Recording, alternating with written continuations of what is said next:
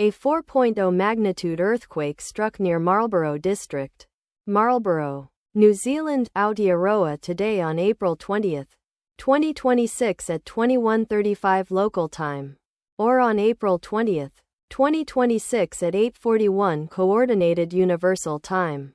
As reported by the Volcano Discovery on its website, the earthquake was located at a shallow depth of 34.0 kilometers below the surface, at coordinates latitude -41.6256 and longitude 173.8454.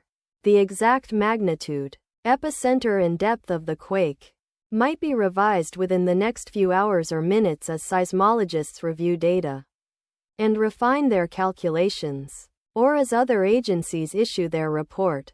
There were 5 reports on the form that were felt to be related to the earthquake that occurred. Towns or cities near the epicenter include Blenheim, Marlborough District, Marlborough, located 16 kilometers, or about 9.94 miles from epicenter. Wellington, Wellington City, Wellington, located 86 kilometers, or about 53.4 miles away. The recommended course of action is to be vigilant for possible aftershocks that may occur. The weather forecast for the area near epicenter today is expected to be cloudy skies throughout the day with a chance of rain throughout the day.